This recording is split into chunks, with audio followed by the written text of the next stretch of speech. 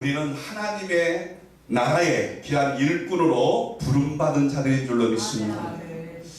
사실 우리가 하나님의 것이라고 하는 이 놀라운 사실이 어떻게 증명될 수 있는가 보니까 다른 것이 아니라 하나님이 계시하시고 언약하신 이 말씀이더라고요. 말씀을 통해서 예수 그리스도의 피값으로 우리를 샀다는 겁니다. 하나님은 우리를 창조하실 때에 원래 분명한 계획을 갖고 창조하신 줄로 믿습니다. 아멘. 이 사실은 다 믿으시죠? 아멘. 그런데 창조한 대로 원래의 목적대로 사람이 살아야 되는데 그렇지 못하여 결국 범죄하고 타락하게 되고 그 죄로 인한 타락으로 인하여 심판이 불가피하게 이루어지게 되죠. 그러나 하나님은 이 죄로 인한 심판 아래 있는 죄와 사망과 심판과 지옥의 형벌 아래 있는 그 인간을 구원하기 위해서 이제 그 아들 예수 그리스도를 이 땅에 보내시겠다 약속하시고 그 약속한 대로 이 구속자가 되시는 예수 그리스도를 이 땅에 보내셔서 어떻게 구원의 역사를 이루어 갈 것인지를 시대 속에서 택한 자들에게 그 놀라운 하나님의 구원의 언약이 어떻게 성취되어져 가는지를 그리고 구속의 방법이 어떻게 이루어져 갈 것인가를 끊임없이 나타내십니다. 우리는 이제 성경을 좀 자세하게 살펴보면 하나님은 정말로 우리를 분명히 하나님의 놀라운 계획을 가지고 창조했다는 것은 확실한데 문제는 창조의 목적대로 인간이 살지 못하고 죄로 인해 타락하고 심판에 이르렀을 때 그 창세기 3장 15절과 21절의 말씀을 보면 하나님의 놀라운 구원의 은혜의 언약과 그리고 그 구원의 방법이 확실하게 나타나고 있습니다.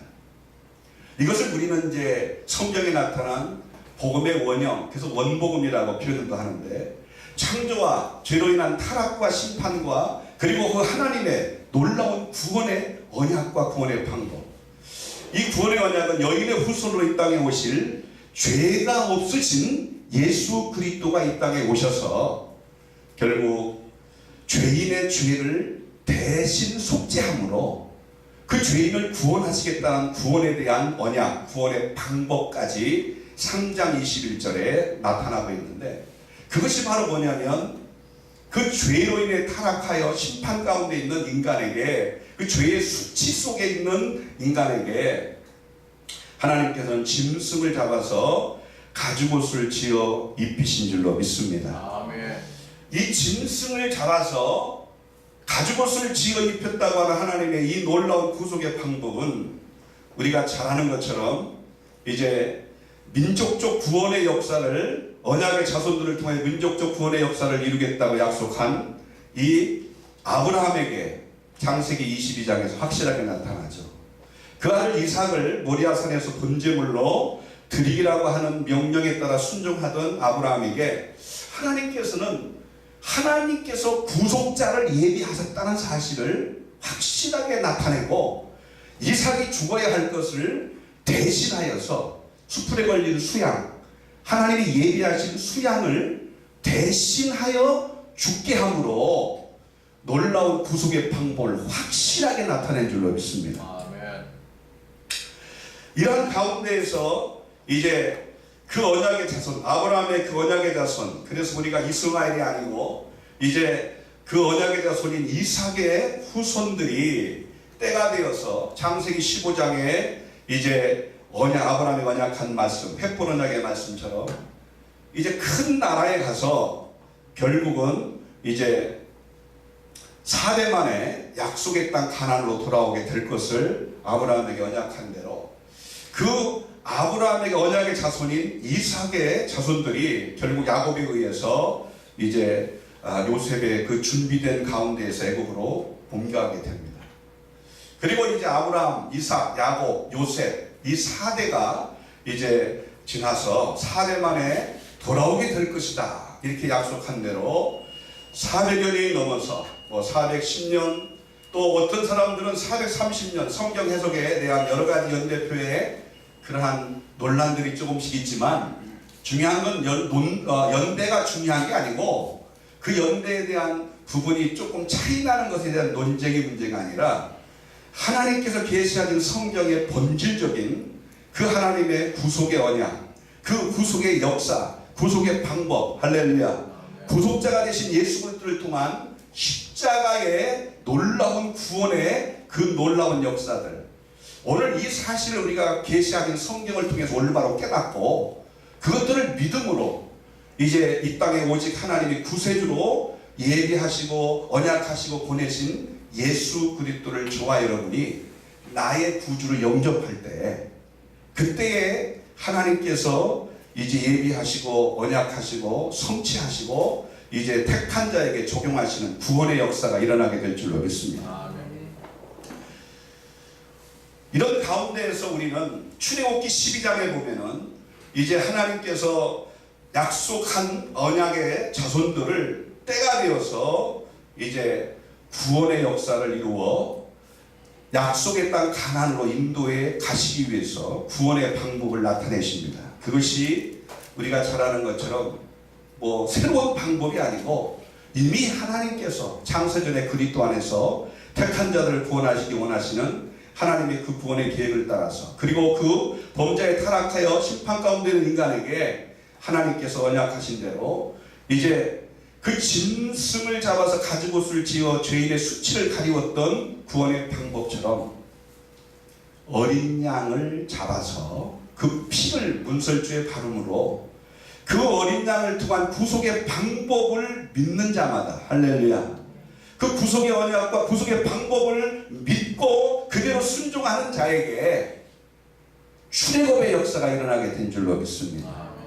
이것은 성경에 나타난 이 출애굽기, 그리고 민수기, 그리고 여호수아, 이 세 개의 모세 오경 가운데 특별히 이제 하나님이 누구인지 어떤 분인지, 그리고 죄로 인해 타락된 인간에게 어떻게 구원의 역사를 이뤄갈 것인지를 나타내신 그 하나님의 놀라운 구원의 역사가 아주 상세하게 샘플처럼, 모형처럼 보여지고 있는 거죠. 출애굽, 오직 예수 그리스도, 어린 양 대신 예수 그리스도를 통하여 대속의 은혜로 구원이 이루어집니다. 할렐루야. 그리고 그것이 결과적으로 이제 약속의 땅 가나안으로 그들이 인도에 가는데 민수기라고 하는 그러한 광야 훈련의 그 과정이 분명히 있다는 거예요. 근데 신명기 8장의 2절부터 4절까지는 광야 훈련 40년의 훈련의 목적이 뭐냐를 잘 얘기하고 있어요. 민수기에 이제 40여 년 동안의 그 광야에서 방황하면서 훈련한 목적이 무엇인가를 아주 신명기에 이제 재교육을 40년의 모든 과정이 맞춰지고 이제 한 달여 동안 모세가 2세대를 앞에 두고 이제 재교육을 하고 바톤을 여호수아에게 넘기고 이제 새로운 여호수아를 통한 가나안 땅의 정복과 그리고 가나안의 분배들이 시작이 되는데, 그 한 달 동안의 신명기의 재교육의 내용 가운데 과거를 돌아보며 지나온 40년 동안의 역사 속에서 하나님이 너희들의 삶 속에 나타내시고 깨닫게 하신 것이 무엇이었냐 하는 거죠. 그것이 무엇이냐면 하나님 말씀대로 산다는 거예요.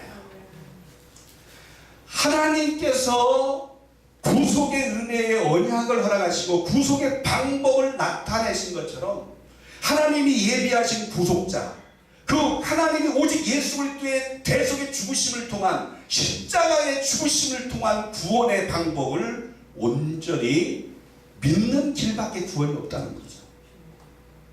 그래서 하나님이 입에서는 말씀으로 순종한다 그러니까 우리가 보통 이야기하기를 이제 시내산에서 주신 율법에 613개의 율법의 계명 가운데에서 크게 세 가지로 분류를 한다면 이제 생명법이라고 할 수 있는 10계명이죠. 하나님 사랑, 이웃 사랑, 하나님 외에 다른 신을 잊게 말지라 하고 우상을 만들어 섬기지 말라고 말씀하죠.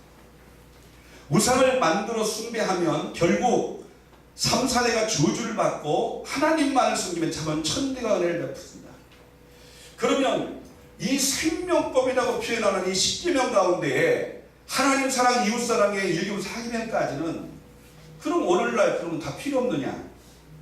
계시록에 보면은 마지막 때에 분명히 이제 성전에 거룩한 곳에 멸망에 가증한 것, 짐승 적그리스도의 우상이 반드시 세워지는 날이 온다고 다니엘서에서 역사 속에 예하는 대로 그대로 실제로 역사 속에서 이제 한번 그런 중간사실에 그런 일이 한번 있었으면 그것이 마지막 계시록에서도 확실하게 그것이 성취될 걸 얘기하고 있죠.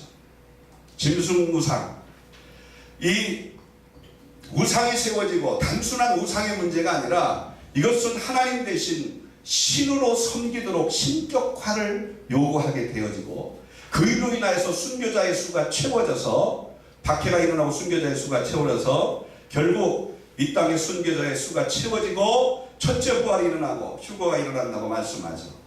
자, 그렇다면은 이게 1계명과 2계명은 글자 그대로 오늘날 하나님을 유일신으로 섬기고 하나님만을 이제 오직 창조주여 또 그 하나님께서 허락하신 예수 그리스도만을 우리의 구세주요 나의 구주로 확실하게 믿는 자들에게는 만약에 거룩한 곳에 우상이 세워지던 수없이 많은 우상화, 신격화가 되어져서 오늘날 지금 사람이 우상화되고 또 기독교 안에서도 유명하고 큰 목회자들을 지금 마치 아이돌과 같은 우상처럼 지금 섬기고 있는 시대가 않습니다. 어떤 사람들은 그 사람들을 지금 신으로까지 생각하며 신격화에 섬기고 있는 판입니다. 이게 전혀 관계가 없을까요? 그렇기 때문에 이것은 범죄한 아담과 하와가 이제 사단 원수마귀의 유혹을 따라서 범죄하게 되어졌던 것처럼 오늘 이 시대를 살고 있는 저와 여러분이 마지막 때에 정말 이 원수마귀가 우리를 미혹하고 있는 이 우상화, 신격화하여서 하나님 외에 다른 신을 섬기고 또 하나님 외에 다른 것도 구속의 역사를 이룬다, 구원자다 이렇게 믿는다는 것은 배도가 일어나고 배교가 일어난다고 말씀하죠. 이것은 저와 여러분의 목숨 걸고 지켜야 될 생명법입니다. 율법에 대한 과거의 율법을 그대로 지키라는 것이 아니라 율법에 대한 원리 가운데에 예수님이 십계명을 이제 율법에 대한 대강령이라고 표현하고 있는 것처럼 하나님 사랑, 이웃 사랑에 대한 방법을 얘기했죠. 하나님을 사랑하되 마음을 다하고 뜻을 다하고 힘을 다하고 목숨을 다해 하나님을 사랑하라. 인간이 어떻게 하나님을 사랑하되 목숨을 다해 사랑할 수 있습니까? 그래서 율법을 주신 목적은 딱 결론이 하나죠. 너희들은 아담의 타락된 죄의 본성을 가진 죄인은 절대로 하나님이 요구하는 율법을 따라 순종할 수가 없다. 그래서 로마서 7장에 사도 바울은 그렇게 말합니다. 로마서 7장에 말하기를 율법에 대해서 하나님이 요구하는 율법은 신령한 삶, 거룩한 삶, 의롭고 선하고 사랑의 삶을 살도록 요구하고 있습니다. 근데 그렇게 살 수 있는 자가 없기 때문에 로마서 7장에 오라 나는 곤고한 삶. 그러니까 아무리 죽었다 깨라도 하나님이 원하시는 그 신령하고 거룩하고 의롭고 선하고 사랑의 삶을 살 수 있는 힘이 없다는 거예요. 그래서 8장 1절과 2절에는 아주 확실하게 규정을 하죠. 그래서 오직 율법의 정죄와 사망 가운데 있는 우리가 살 수 있는 방법은 오직 예수 그리스도밖에 없다는 거예요. 죄에서 우리를 구원하시고 죄를 이기고 사망 권세를 깨뜨리고 그래서 우리로 하여금 율법의 정죄와 사망 이 심판과 형벌에서 건져내시는 이 하나님의 구원의 방법을 믿음으로 십자가에 죽으시고 부활하시고 승천하시고 다시 오실 그 예수 그리스도 할렐루야. 이 예수 그리스도를 믿음으로만이 저와 여러분이 죄인이 의인되고 죄에서 우리가 구원을 얻고 사망에서 생명을 얻고 심판받고 지옥에서 우리가 정말 건져냄을 받아서 하나님 나라의 백성이 된 줄로 믿습니다. 아멘. 이런 놀라운 역사가 그러면은 신약의 예수 그리스도가 직접 오셔서 십자가에 죽으신 때만 있었느냐? 아닙니다. 이것은 하나님께서 범죄한 아담과 하와에게도 창세기 3장 15절과 21절에 하나님께서 창조한 목적대로 살지 못하고 죄론의 심판 가운데 있는 아담과 하와에게 이러한 하나님의 그 은혜의 구원에 대한 언약, 이 구속의 은혜의 언약을 허락하시고 언약의 방법을 확실하게 나타낸 줄로 믿습니다. 아멘. 그것이 오늘 노아에게도, 그것이 아브라함에게도, 그 시대만이 아니라 그 이후에 아브라함의 자손인 이스라엘 백성들에게도 출애굽의 역사를 이루는 과정에도 출애굽기 12장을 통해 나타냈고, 오늘 그것이 구약에서 모든 환경 사건 속에 일어나는 수없이 많은 일들이 결국 하나님께서 결코 그것이 우연하게 일어난 일이 아니고 하나님께서 그 구속의 역사를 깨닫고 믿음으로 그 오실 예수 그리스도를 참으로 언약을 붙들고 믿음의 고백을 할 수 있도록 하나님이 일으키신 사건이라는 거죠. 오늘 그런 관점의 시편에 대한 내용들은 거의 대부분 우리가 잘 아는 것처럼 하나님의 뜻을 이루기 위해서 선택받은 다윗 시대에 이제 사무엘 하와 그리고 열왕기 상을 보면은 역대 상이나 또 역대 하에 대한 내용들을 봐도 이제 그 다윗과 그리고 이 솔로몬의 그러한 시대 속에서 이 하나님의 다윗집의 언약을 어떻게 하나님께서 이루어 가는가를, 이 구속의 방법들을 그들에게 실제적으로 언약한 것만이 아니라 그것들을 어떻게 삶 속에서 이루어 갈 것인가를 깨닫게 하기 위해서 수없이 많은 환경 사건들을 조성하시고 그 가운데에서 오직 구원의 하나님만 바라보게 하시고 그 하나님의 구속의 언약을 붙들고 그것들을 믿음으로 고백하고 그 가운데에서 구원의 하나님의 은총을 찬양하며 구속의 은혜의 언약을 계승하는 거라는 거죠. 그런데 이 구속의 은혜의 언약이 계승되어지는 것은 아담에게부터 이제 하나님이 언약한 가운데에서 아담의 후손이 바로 가인과 아벨이지만 그 무조건 장자권에 의해서 진행되는 것이 아니라 하나님이 선택한 자를 통해서 이어져 가는 걸 보게 됩니다.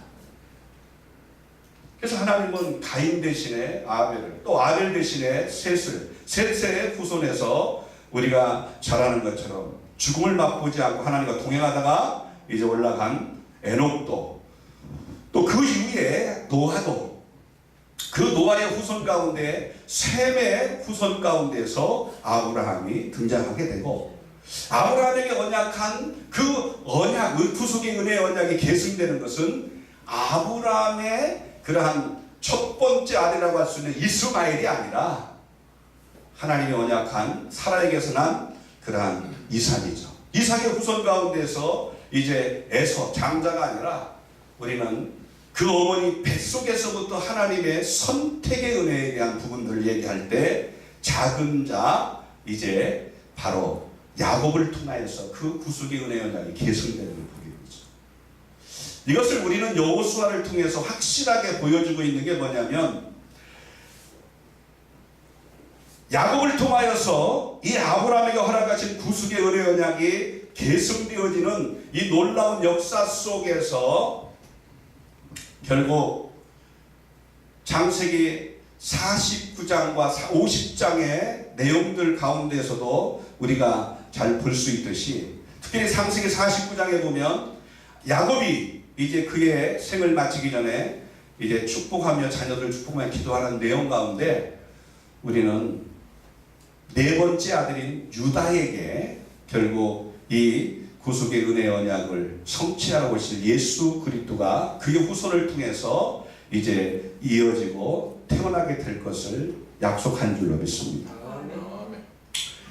그래서 여호수아가 우리가 잘 아는 것처럼 이제 중심이 돼서 가나안 땅을 이제 7 족속을 심판하고 정복하고 7년 동안 정복하고 그 가운데에서 분배를 해서 이제 정복이 갈 때에 우리는 갈렙이라는 사람을 주목해 보고 있죠. 갈렙이 어떤 사람입니까? 또 여호수아는 누굽니까?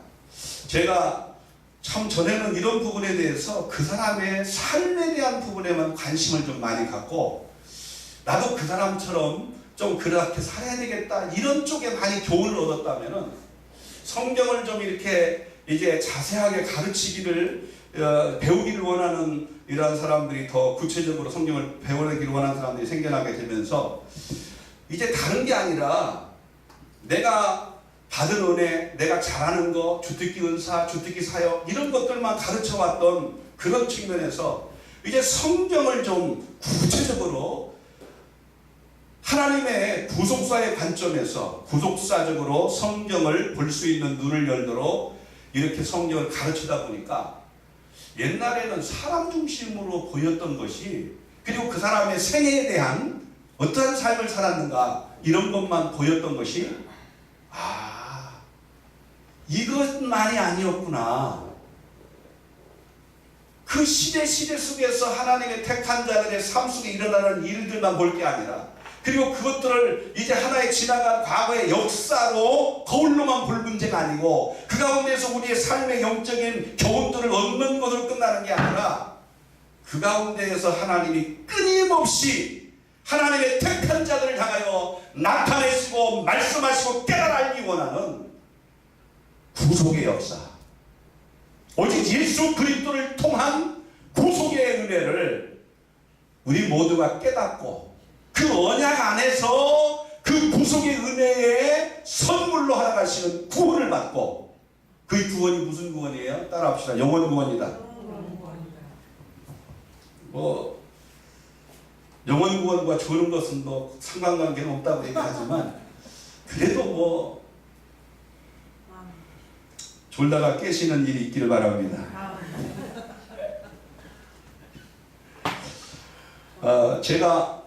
저도 이제 목회를 꽤 그래도 한다고 하다 보니까 10년이면 강산도 변한다고 하는데 한 3바퀴가 넘어가고 절반이 오다 보니까 이제 좀 뭐라고 표현할까? 저는 이제 신학생 때부터 설교를 했고 또 저는 이제 목사가 되기 전부터 교회를 개척해서 교회 담임 목회를 했기 때문에 부교육자 패더라도 설교는 진짜 무지개 많이 했어요. 또 제가 특성상 아시아의 한 7개 나라들을 다니면서 주로 선교 현장에 가서 이렇게 거의 설교를 좀 많이 하는 편이었어요. 그러다 보니까 설교에 대한 부담들이 원주민들을 대상으로 설교도 해야 될 때도 있고 같은 동포들을 대상으로 설교도 해야 될 때 있고 국내만이 아니라 다양한 형태의 설교들을 해야 될 부담감들을 많이 겪어봤어요. 방송 설교도 좀 해보기도 하고 이제 여러 가지 것들을 좀 해서 그냥 그런 설교에 대한 부분의 부담감들을 많이 다양한 상황에 맞는 설교를 하기 위한 훈련도 해보고 했는데 오늘만큼 떨린 적이 별로 없더라고요. 보니까 지난달에 이 설교 시간이 저에게 주어졌다는 그것을 알고 난 뒤부터 왜 이렇게 설교에 대한 부담감들이 이 시간에 있는지 정말 이게 물론 이제 저희가 집회를 하기 전에는 반드시 기도하고 하나님이 주시는 말씀을 항상 묵상하고 준비하고 맞춤식으로 해보려고 애를 쓰고 와서도 그 현장에 가서 기도하고 또 하나님이 주시는 말씀을 다시 되새김질하고 그러면서 단순히 설교라는 게 선포만이 아니라 또 해석과 더불어 현대적 적용이 있어야 되기 때문에 변화가 일어나려면 그래서 이제 선포와 해석과 적용이 이루어지는 것이 설교이기 때문에 상황에 맞는 것이 돼야 돼요. 또 하나는 아무리 그 상황에 가도 아무리 준비된 걸 들고 가도 무조건 다 맞을 수가 없는 게 그 자리에 와 있는 하나님이 보내셔서 그 자리에 와 있는 말씀을 통해 은혜 받고자 모인 사람들의 영적인 상태, 수준 또 하나님이 그 시간에 하실 일들에 초점을 맞추어서 정말 하나님의 심정으로 하나님께서 원하시는 말씀을 전해야 되다 보니까 부담감들이 없잖아 있죠. 그래서 이제 저는 이제 예전에 항상 그래서 기왕이면 이 장소를 설교를 하거나 집회를 해야 될 장소를 좀 상세하게 알기 위해서 많이 그런 정보들에 대한 부분들을 좀 많이 적어놓은 편이고, 또 하나는 직접 가서 기도하면서 하나님이 현장에 가서 분명하고 확실하게 현장 속에서 하나님의 인도를 받는 것이 더 중요하다고 여기는 편입니다. 그래서 이제 저희 단체가 이제 올해부터는 집회를 앞둔 교회에 미리 먼저 가서 함께 좀 기도하고 그리고 하나님이 주시는 말씀을 좀 준비해서 이렇게 하면 좋겠다. 근데 사실은 여기는 좀 제가 오려고 우리 사역자들하고 같이 좀 와서 하려고, 제가 그만큼 설교에 부담이 되니까 많이 좀 생각을 많이 했었는데 그렇게 잘 안 됐어요. 근데 보니까 안 된 것이 은혜인 것 같아요. 여러분들을 보니까 너무 오후에 은혜를 많이 받아서 말씀을 좀 영적으로 흡족할 만큼 먹었는지 이제 뭐 다 주무시고 계시니까 이렇게 크게 애쓰게 뭐 이렇게 많이 안 해도 꼭 이 시간에 필요한 사람에게 필요한 은혜가 임할 걸 믿고 이제 이 말씀을 함께 전하도록 합니다. 잠 안 잘게요. 우리가 오늘 시편은 우리가 잘 아는 것처럼 다윗과 그리고 그의 구속의 은혜 언약을 계승한 솔로몬, 그리고 솔로몬의 범죄 이후에 열왕기상 이제 11장에서부터 보게 되면 솔로몬의 늙어서 젊어서는 하나님을 열심히 잘 섬기도록 하나님의 뜻과 때와 방법을 하는 지혜를 구하여 일천번제로 드리고, 그 지혜를 통해서 하나님의 뜻을 따라 하나님의 언약과 그 영광과 임재가 있는 그 성전을 건축하여 드리기도 하고, 그 축복 속에서 또 이제 솔로몬의 왕궁도 건축하는 은혜도 있고, 그렇게 해서 하나님 주된 국가에 정말 하나님이 그 이스라엘과 함께 하시는 그 하나님의 영광을 드러내는 역사를 이루었는데, 늙어가지고 여자들을 너무 사랑해서, 그 여자가 무슨 여자예요? 우리가 잘 아는 것처럼 솔로몬이 하나님의 지혜 가운데 왕이 돼서 주변 국가를 오히려 이제 영향을 끼치다 보니까 주변 국가에서 이방신을 섬기던 그런 나라에서 이제 가장 좋은 것들을 특산물로 조공을 바치다가 이제 가장 좋은 거, 귀한 것이 뭐겠어요? 이게 뭐 공주들이겠죠, 뭐 공주. 그래서 공주를 바치기 시작한 거죠, 쉽게 말하면. 그러니까 이 정략조정이 되면서 하여튼 이게 문제예요. 11장, 열왕기상 11장을 보니까 막 이게 완전히 이방신을 섬기는 그러한 자들이 그것을 공주를 보낼 때 공주가 그냥 오는 게 아니라 그걸 몽땅 가지고 돌아서 솔로몬에게 치마로 송사를 하는 거죠, 밤중에. 그래서 사랑을 나누고 그 가운데서 기쁨이 있을 때 치맛바람 송사를 하는 거죠. 이게 뭐예요? 이구자의 송사가? 당신이 섬기는 그 신은 어마어마하게 위대하신 그러한 창조주 하나님인데, 그 하나님의 그 이름, 그 하나님의 영광 다 담을 수 없는 것이 얼마나 크냐. 그래서 이 솔로몬 성전은 뭐 어마어마하지 않느냐. 근데 내가 믿는 신은 당신이 믿는 신보다 작으니까 내가 그래도 이렇게 와가지고 이 외롭게 여기 와서 이러고 있는데, 내가 어려서부터 부모를 통해서 신앙을 가졌고 그 신을 섬겨왔는 가운데 있기 때문에 조금만 허락해서 예루살렘 성전 맞은편에 산에다가 산당 하나만 져달라.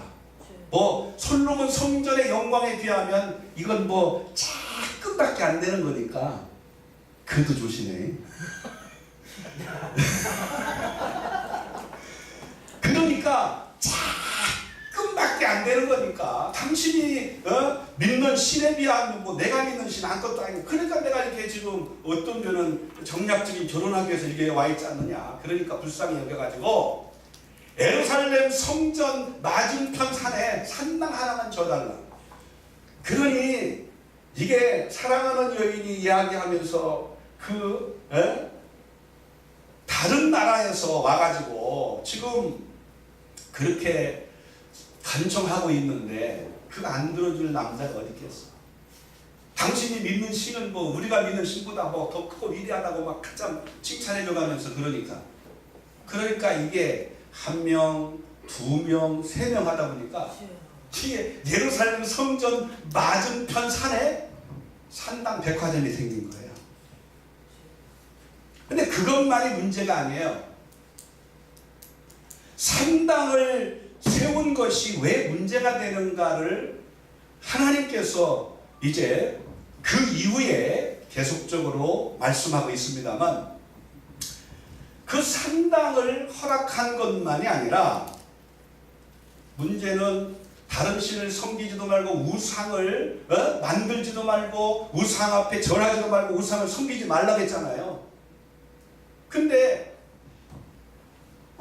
계속적으로 허락해서 세워지다 보니까 나중에는 어떤 일이 벌어지냐면 열왕기상 11장에 그 말씀 가운데 진행되어지는 부분을 보니까 솔로몬이가 여인을 너무 사랑해서, 글자가대로 그래요. 솔로몬이가, 이거 역사기 때문에 그대로 정하고 있는 거예요. 솔로몬이가 여인을 너무 사랑해서 산당만 허용한 게 아니라 여인을 너무 사랑해서 하나님께로부터 마음이 떠났다는 거예요. 문제는 이것도 사랑하고 저것도 사랑하는데 뭐 문제가 될 거 있냐. 나는 얼마든지 이런 것들을 다 누릴 자격이 있다. 그래서 그리스도인들이 하나님만, 예수 그리스도만, 오직 나의 구세주가 되고 나의 구주가 되는 예수 그리스도만 살아가는 것이 아니라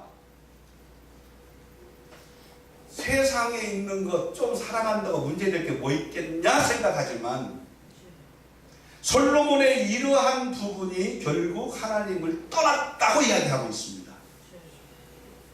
마음이 떠나니까 어떻게 해요? 하나님을 떠난 거죠.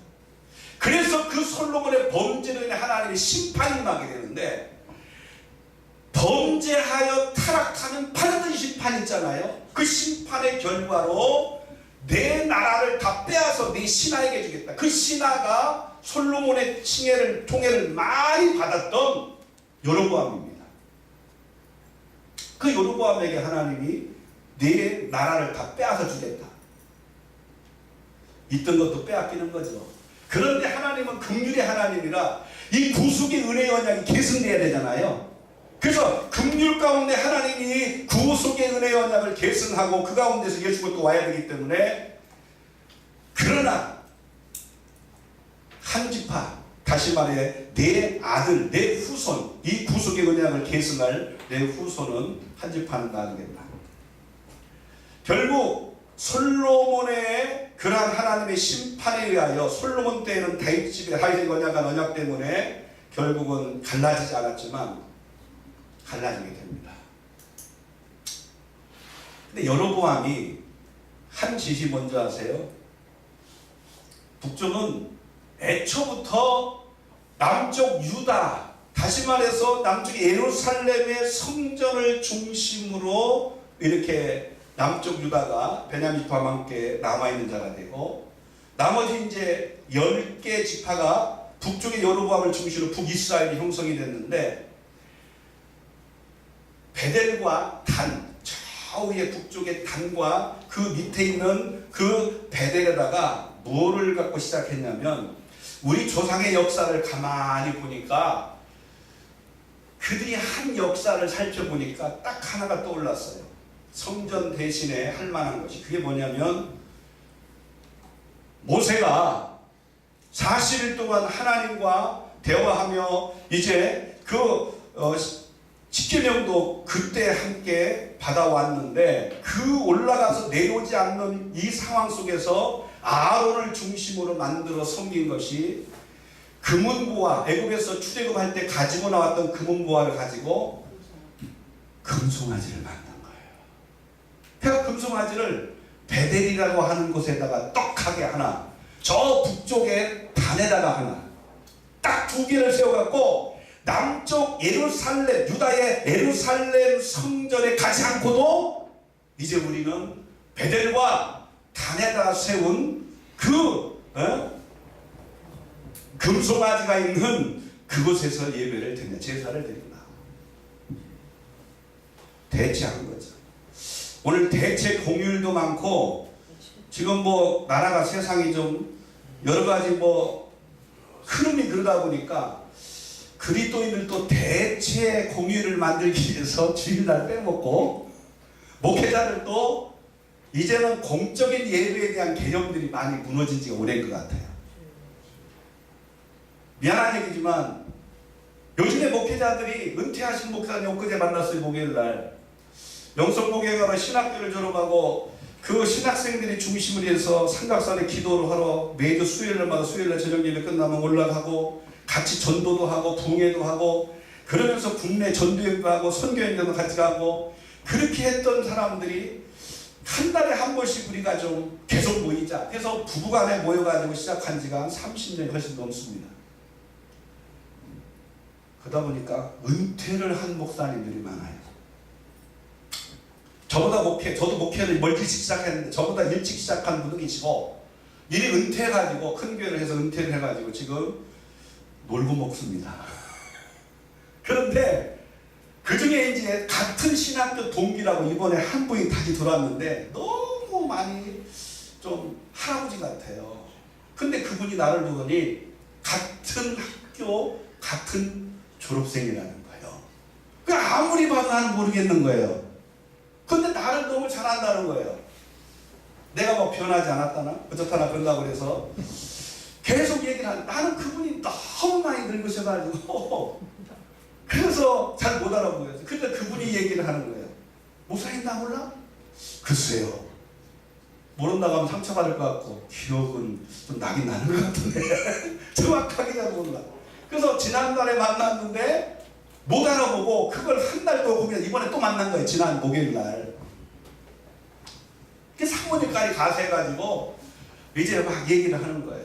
그러니까 옆에 있다가 동기 목사가 하는 소리가 아 같은 동기잖아. 그래 무슨 소리 하겠더니 옛날에 자기 교회에 내가 어려워서 개척을 하고 어려울 때 자기 교회 헌신예배 오라게 갖고 헌신예배 끝나고 쌀도 주고 돈도 주고 그랬을 때 그 옆에 같이 있던 목사였다는 거예요. 아주 막 역사적으로 정확하게 막 그 상황을 얘기해가면서 설명을 하는 거예요. 옆에 있는 이제 동기 목사가. 근데 나는 전혀 생각이 없어. 그러니까 준 자는 기억하는데 받은 자는 기억이 없는 거예요. 우리가 영적으로 하나님과의 관계도 그런 것 같아요. 하나님은 그 마음 가운데 가장 중요한 독생자, 그 마음 가운데에서 그 하나밖에 없는 독생자 예수 그리스도를 보냈다고 성경은 말씀하잖아요. 그래서 그 하나님 아버지의 마음은 절대로 그 예수 그리스도를 이 땅에 보내신 하나님 아버지의 마음은 잊어버릴 수가 있어요, 없어요? 그 예수 그리스도를 십자가에 죽여서 너를 피값으로 샀다. 할렐루야. 아멘. 내가 너를 택하여 너를 구원했다. 아멘. 그러니 하나님이 잊어버릴 수가 있습니까? 잊어버릴 수가 없다는 거죠. 그런데 우리는 그 큰 은혜를 너무 소홀히 여기고 헛되이 흘려보내는 거예요. 물에 떠내려버리듯이.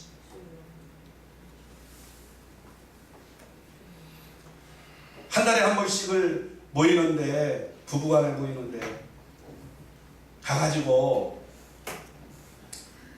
그런 얘기들을 하더라고요.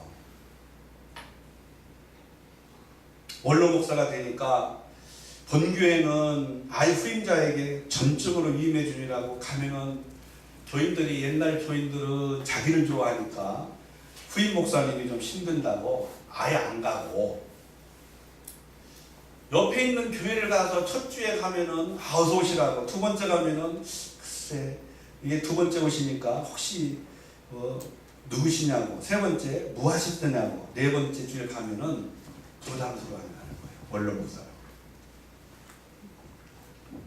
그래서 이분이 생각하다 못해서 고민하다가 방송 설교로 대체를 좀 해볼까?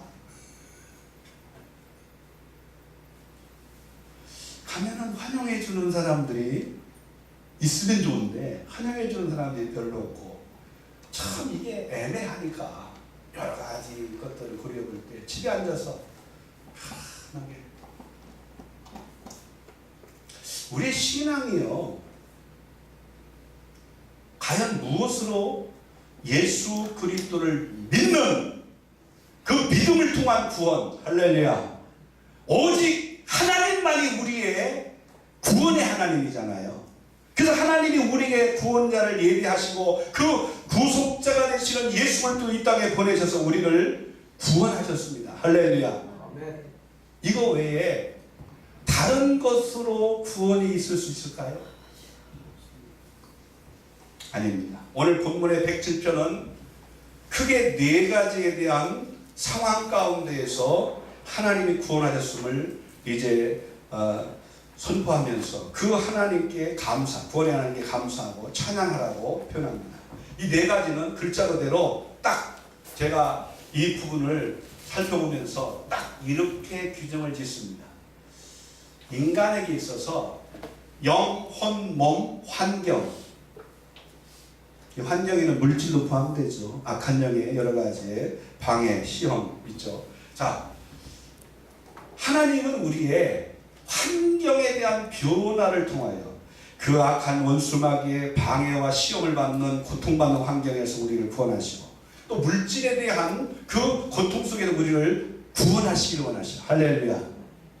그것만이 아닙니다. 우리 육체의 질병, 죄악으로 인한 육체의 질병 가운데 있을지라도 그 질병을 하나님은 치유하시고, 죄를 용서하시고 그 질병을 치유하시고 우리를 구원하기를 원하십니다. 아멘. 그것만이 아닙니다. 우리가 겪고 있는 모든 그 상황 가운데 사람과의 관계, 그리고 수없이 많은 그 상황 속에서 염려, 걱정, 근심, 두려움으로 가득 찬 우리의 심령의 그 슬픔도 주님은 그 하나님이 주시는 그 하나님의 평안으로 회복시키길 원하시는 줄 믿습니다. 그것만이 아닙니다. 우리의 사모하는 영혼을 만족해 하셔서 우리의 영혼을 구원하시는 하나님, 우리의 하나님과의 영적인 생명의 관계가 더 풍성해져서 거듭난 영적 생명이 날마다 그 하나님과의 관계를 친밀하게 하며 회복하며 영의 성장과 성숙을 이뤄가는 놀라운 변화가 일어나도록 우리를 구원하시고 회복시키는 분인 줄로 믿습니다. 아멘. 영혼 구원만이 아니라 우리의 상한 마음을 치유하고 회복하는 그 심령의 구원의 역사만이 아니라 우리의 육체의 죄로 인한 질병 가운데서 우리를 구원하시고, 물질에 대한 환경, 고통, 그리고 그 악한 원수막에 방해와 시험받는 환경에서 우리를 구원자내시는 구원의 하나님을 말씀하고 있습니다. 시편 전체는 우리가 역사적인 상황 가운데 어떻게 하나님께로부터 건전을 받고 구원을 받았느냐에 있는 것이 아니라 역사적 상황에 대한 그러한 것들을 교훈으로 주는 것만이 아니라 시편 전체는 오직 하나님께서 구원하시는 하나님께서 우리를 위해, 죄인들을 위하여 참으로 예비하시고 보내실 예수 그리스도, 그 예수 그리스도를 구속자로 바라보고 오직 예수 그리스도, 오실 예수 그리스도를 믿음으로 고백하고, 할렐루야. 그래서 시편 전체는 오직 이 땅에 오실 만왕의 왕이 되고 우리의 구속자가 되시는 예수 그리스도에 대하여 설명하고 있는 줄로 믿습니다. 아멘. 시가서로 구분된 욥기 역시 욥에게도 이제 육신적으로, 환경적으로 모든 것들이 풍요로웠어요. 그의 삶 속에 하나님이 개입하셔서 영혼 구원을 이루하기 위하여 하나님께서 그에게 참으로 놀라운 사랑의 손길을 이제 대시기 전까지만 해도 욥의 삶은 평온하고 모든 것이 풍요로웠습니다. 그런데 어떻게 됩니까? 그것들이 하나님의 계획하신 하나님의 섭리 안에서 다 그것들이 무너지게 됩니다. 사랑하는 아들, 딸조차도 가장 힘이 돼야 될 그 아내마저도 저주하고 떠나게 되는 상황 속에서 그의 육체만이라도 건강해야 또 건강한 육체 가운데 정말 건강한 그러한 마음으로 무엇인가를 좀 그래도 할 수 있는데 육체의 질병마저 와서 정말 아무것도 할 수 없는 절박한 상황에 이르도록 하나님이 이끌어 가셔요. 이것이 하나님이 그 고난을 허락하시는 이유라고 말씀하고 있습니다. 고통을 주시는 이유라고 말씀하고 있어요. 그것은 무엇이냐면 오직 하나님께서 이 땅에 택한 자들에게 원하시는 게 뭐냐? 영혼 구원이라는 거죠. 하나님의 섭리는 이 시대 속에서 하나님의 택한 자들에게 나타난 하나님의 섭리는 구속사적 섭리라고 해요. 이 영혼을 구원하는 역사예요. 할렐루야. 영혼을 구원하는 역사. 단순히 환경의 어려움을 겪는 데서 이제 건져내는 것만이 아니라 육체의 질병 가운데서 고침을 받는 것만이 아니라 마음의 슬픔과 그 고통 속에서 염려심 두려움에서 건져내를 받는 것만이 아니라 가장 하나님이 원하는 건 본질적으로, 현상이 아닌 본질적으로 영혼 구원에 있다는 거죠. 오늘 우리가 만나는 사람, 오늘 우리를 통하여 이제 복음을 드려야 될 저들은 반드시 저들의 삶 속에 문제가 해결되고 질병이 고쳐지고 그들의 삶의 슬픔이 기쁨으로 바뀌는 것만이 문제가 아니라 나를 통하여 그 구속자가 되시는 예수 그리스도의 복음을 듣고 저 영혼이 구원받기를 원하는 거예요. 그것이 하나님이 우리를 하나님 나라의 일꾼으로 부르신 목적이요, 우리를 하나님의 종으로 세우신 이유인 줄 믿습니다. 만약에 우리를 통하여 그 영혼에게, 진정으로 그 영혼에게 오직 구속자가 되시는 예수 그리스도를 명확하게 정확하게 소개하지 못한다면 어떻게 되겠습니까? 듣지 못하면 믿을 수 없고, 믿지 못하면 부를 수 없고. 할렐루야. 누구든지 마음으로 믿고 입으로 신하여 주의 이름을 부르면 구원 얻으리라 그랬는데, 듣지를 못했기 때문에 믿지 못하고, 믿지 못하니까 부르지 못하는, 구원에 이르지 못하는 것이 듣지 못한 그 자에게 있는 게 아니라 듣고도 전해야 될 사명을 맡은 자가 사명을 감당하지 않기 때문이라는 거예요. 요나서는 그것을 명확하게 얘기하고 있고, 성경 전체 선지서들을 통하여, 정말 대선지자들을 통하여 하나님이 주시는 말씀은 오직 수없이 많은 위기, 상황, 환경, 하다못해 정말 죽음에 대한 그러한 위기 가운데 있을지라도 그런 모든 것들을 개의치 않고 오직 하나님 아버지의 마음으로, 아버지의 마음에 그 꺼지지 않는 간절한 소원을 품고 소원에 불붙어서 내가 전하지 않든 견딜 수 없다는 그런 그 심정으로 듣든지 아니 듣든지, 듣고 대적하든지 간에 그걸 전할 수 있는 자가 대선지자라는 거죠. 할렐루야. 소선지자인 요나서부터 시작해서 소선지자들의 그 이야기들을 보면은 다 하나같이 그 얘기예요. 듣고도 안전을 하라고 그러고, 보냄을 받고도 여러 가지 상황, 형편, 처지, 상대방이 내가 전하면 탁 받아들여야 되는데 안 받아들이면 숨기려고, 이거 해야 돼, 말해야 돼.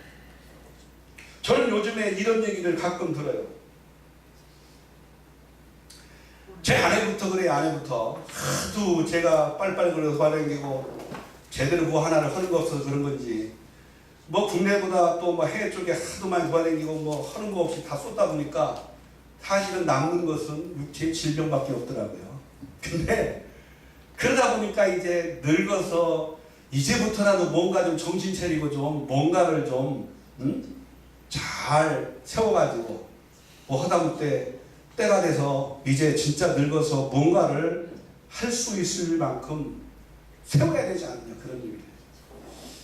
세워야 된다는 게 초점이 그 사람은 어떻게 하나의 교회를 잘 붕실해가지고 예배당도 좀 세우고, 그러면 예배당도 좀 세우고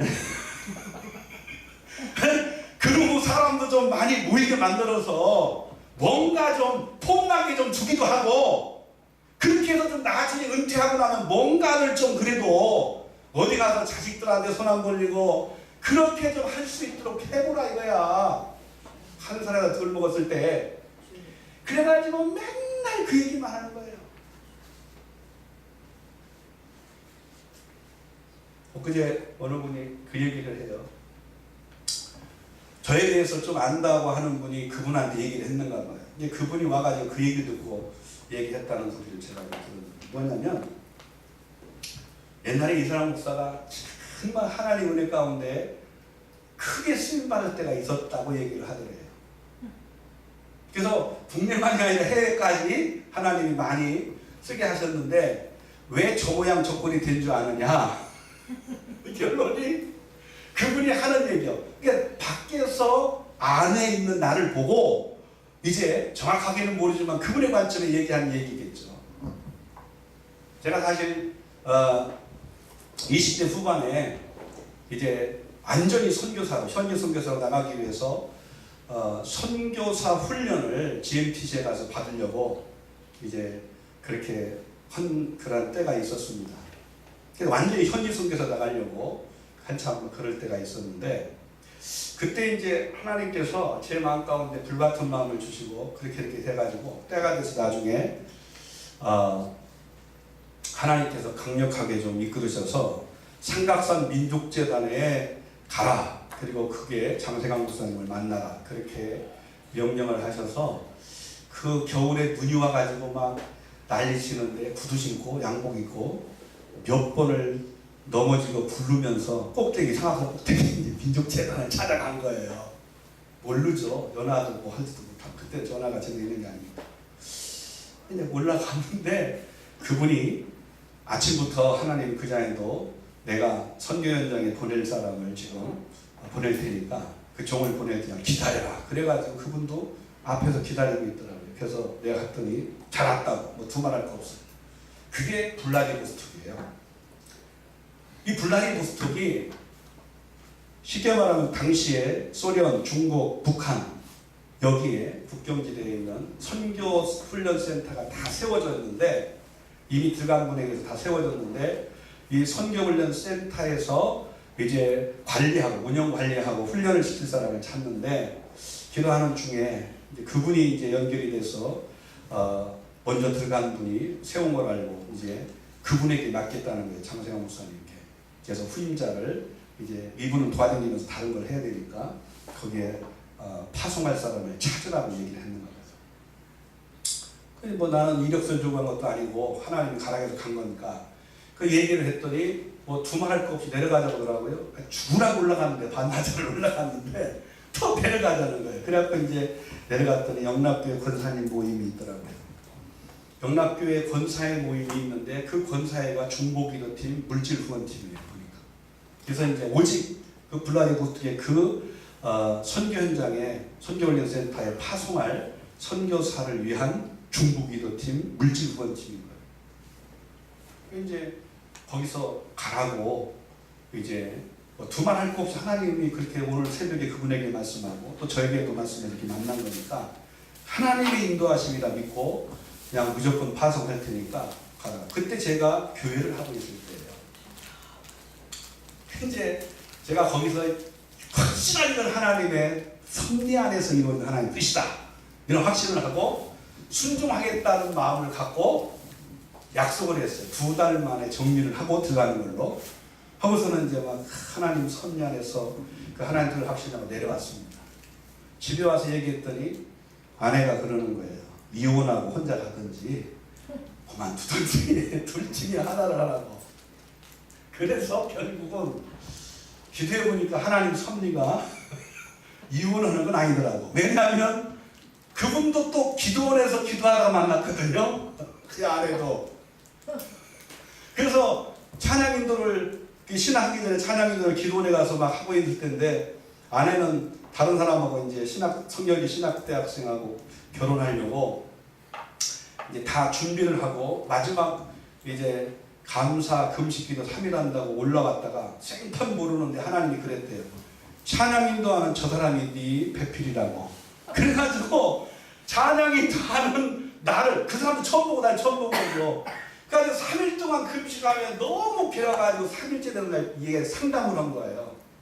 저한테 한 게 아니라 이제 저를 잘하는 멘토가 있는 전사님에게 한 거예요. 그러니까 그분이 하도 어이가 없으니까 저 같이 부른 거예요.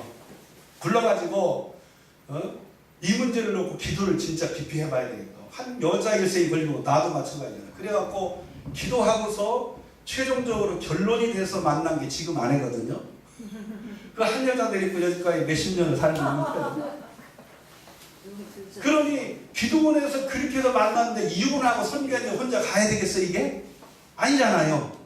그래서 욕하는 거예요. 욕 바가지로 놓고.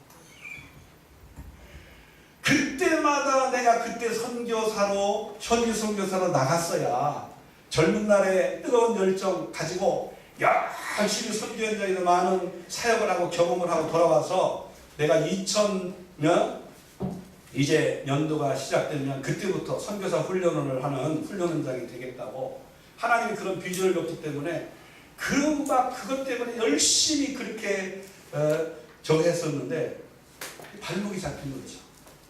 그게 지나놓고 보니까 결국은 아내가 그 얘기를 하고 그것 때문에 GMTC 가서 또 선교사 훈련을 하는 일 때문에 가가지고 이제 상담을 하니까 거기는 총무님이 하시는 말씀이 그 얘기예요. 결국은 선교사로 오래 있다 훈련을 사용하는데 목사님 아무리 사모님이 선교의 열정이 뜨거워서 가야 된다고 가도 거의 대부분이 목사님보다는 사모님들이 어려워서 돌아온 게 많은데 사모님이 아니라고 하면은 그만둬야 된다고. 이게 현지 선교사는 아니고 정말 선교에 불이 붙으면 순회 선교를 하시라고. 그래가지고 울며 겨자 먹기로 돌아와가지고 하나님 이럴 수가 있습니까? 이래가면서 이제 그때 이제 기도를 하면서 하나님 앞에 이제 그런 기도를 했어요. 정말 당신하고 나하고 목숨 걸고 40일을 작정 기도를 하자. 이 40일 동안 하나님이 뭔가 표적을 보이시면 그 길로 그냥 순종하고 아니면 당신도 적고 나도 저거 하고 해서 다시 새로 시작하자. 40일을 막 하는데 30일이 지났어요.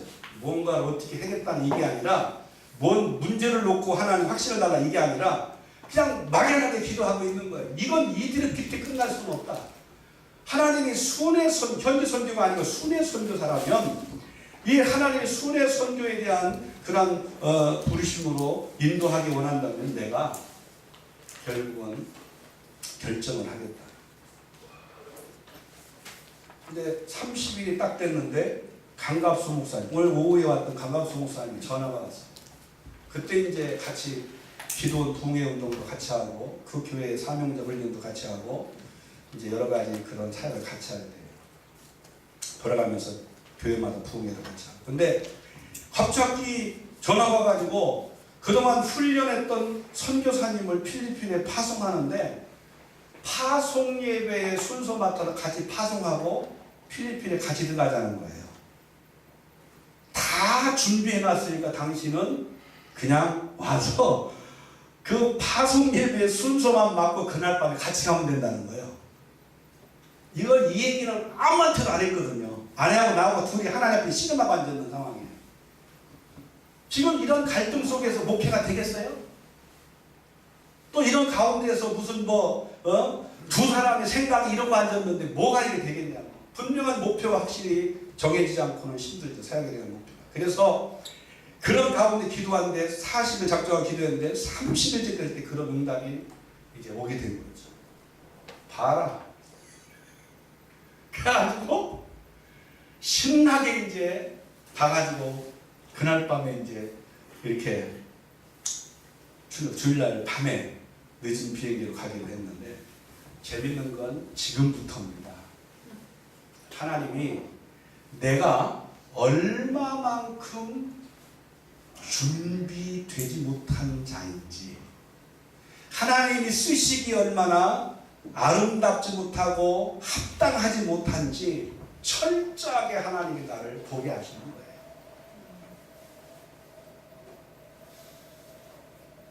공항에 다 짐 싸가지고 40kg씩 막 이거 싸가지고 열심히 갔어요. 주일 오후에 이제 파송 예배 드리고 그리고 밤에 갔더니 필리핀 공항에 문제가 생겨갖고 비행기가 안 뜬대요. 그 돌아갔어요. 다시 그 밤에 돌아가서 새벽까지 기도하고 다시 이제 그 다음날 또 무조건 공항으로 가보자. 그래서 이제 간신히를 갔어요.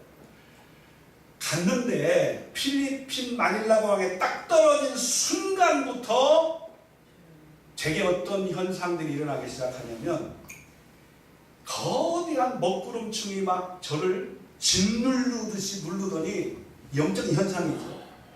서 있지를 못하는 거예요. 머리가 빠개지고 온몸이 막 지 누르는데 거대한 무기가 누르는데 영적 전쟁이 시작된 거지. 차가 왔는데 그 차를 타고 가면서 들어놔야 될 정도예요. 너무 힘드니까. 센터에 갔는데 그 센터에 가가지고 뭐 인사도 못하고 그냥 나가 빠진 거예요. 그런데 내가 옆에다가 이슬람에 또 이제 그 마이크 확성기로 막 또 난리가 난 거예요. 그러니 어떻게 해요? 그게 여기로 들어오는데요. 전에는 이거 있어도 아무렇지 않았잖아요. 이게 여기 들어가가지고 이 영적인 부분까지 이것부터 시작해서 이 마음만이 아니라 영적인 부분까지 막 족지어 오는데 미치겠는 거예요. 선교 현장의 영적 전쟁이 얼마나 심한지. 우리가 영적 전쟁 그러는데 영적 전쟁터가 정말 얼마나 심각한지를 쉽게 말하면 우습게 본 거죠. 그냥 가가지고 도저히 안 돼가지고 한 반 시간 정도 그렇게 있다가 도저히 안 돼서 벌떡 일어난 거예요. 앉아가지고 그때부터 막 보혈 찬양하고 뜨겁게 막 영적 전쟁을 하기 시작하고 그러다 보니까 이제 간신히 좀 그런 부분은 영적으로 좀 싸워 이기게 됐는데 문제는 가가지고 이제 사역지를 돌아보게 되는데 세상에 거기 있는 현지 선교사들을 만나는데 내 눈에 선교사가 한 명도 없는 거예요. 다 민박집 아줌마 다 하나같이 선교사들을 등쳐먹고 나 좋은 선교사를 등쳐먹고 사기꾼으로 전락한 선교사. 돌아올 때도 비행기 표가 없어 못 돌아오는 선교사. 그분들하고 얘기를 하면은 이 속에서 막 그 당한 상처, 그 아픔 막 이런 것들을 토해내는데 막 들을 수가 없는 거예요. 제가 일주일 만에 2번 딱 들었어요. 하나님, 이게 선교라면 그만두겠다. 내가 지금까지 생각했던 20대 초부터 선교에 대한 부심 속에서 정말 죽겠다고 하는 각오를 갖고 여지까지 그것 때문에 신학도 하고 그것 때문에 여지까지 왔는데 나는 준비됐다고 생각했는데 선교 현장의 현재의 선교사들의 성태를 보니까 그건 아니에요. 제가 그때 2손을 들었어요. 뭘 얘기하는지 아십니까? 우리는 마음 가운데 열정이 그렇습니다. 내가 이렇게 은사도 받고 내가 이렇게 사역의 경험도 있고 한국 안에서 내가 열심히 이렇게 하고 있고 누구에게 인정도 받고 있는데 사역의 부르심에 따라 늘상 비전을 품고 있었던 그 가운데에서 선교 현장에 가면은 무엇인가 큰 역사를 이룰 거라는 기대감 속에 갔더니 완전히 훈련되지 못하고 영적으로 무장되지 못한 나의 연약한 모습. 우리가 배운 것들로 뭘 할 수 있고 세상의 학문, 성경 지식, 예수 그리스도를 아는 지식, 수없이 많은 은사와 다양한 영적인 체험 이것들을 가지고 무엇인가 할 수 있다는 교만함이 완전히 부서지는 것이었어요. 그때부터 하나님이 돌아와서 제게 하나님이 허락하신 것이 뭐냐면 하나님의 은혜가 아니고는 우리는 그리스도 예수의 강한 군사가 될 수 없다. 그때부터 영성으로 시작된 거예요. 저도 신학을 하기 전부터 기도원에 들어가서 2년 동안 기도하고 은사를 받고 은사 사역을 통해 국내 전도행도 하고 수없이 많은 역사를 이뤘지만 결국 그래서 육체의 질병으로 또 고침받고 시한부적인 삶에서 병을 고침받고 그 능력도 체험하고 그런 여러 가지 역사를 경험해 결국은 성령 체험도 했지만 은사를 갖고 많은 역사를 이뤘지만 결국 하나님의 은혜 앞에 겸손하지 않으면 아무것도 할 수 없는 게 인간이라는 것.